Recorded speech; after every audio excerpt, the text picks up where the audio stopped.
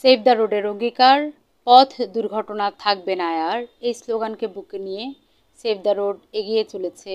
Save the road কাজ করে চলেছে 2007 সাল থেকে নিরন্তর। গত রোববার অর্থাৎ 1 জুলাই রাত 1:30টায় ভারতের মহারাষ্ট্রে একটি বাস দুর্ঘটনা মর্মান্তিকভাবে 25 জন মারা গিয়েছে। ঘুমন্ত সে মানুষগুলো মারা গিয়েছে বাসের ভিতরে।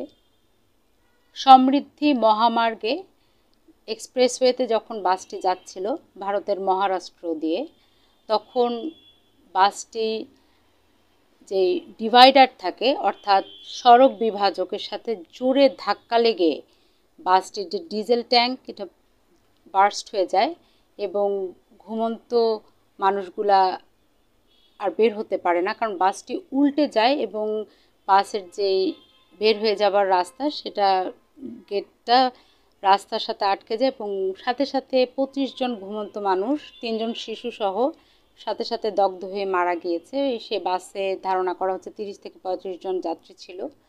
8 জন আহত অবস্থায় হাসপাতালে আছে।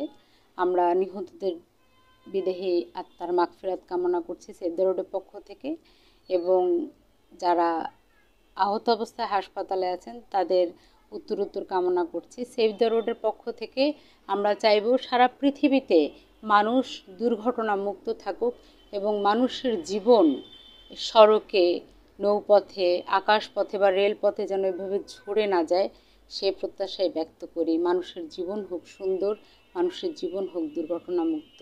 আপনারা সবাই সেভ দ্য রোডের সাথেই থাকবেন। শুধু বাংলাদেশ নয়, সারা পৃথিবীর সবাইকে নিয়েই সেভ দ্য রোড দুর্ঘটনামুক্ত বিশ্ব গড়ার প্রত্যয়ে কাজ করে চলছি।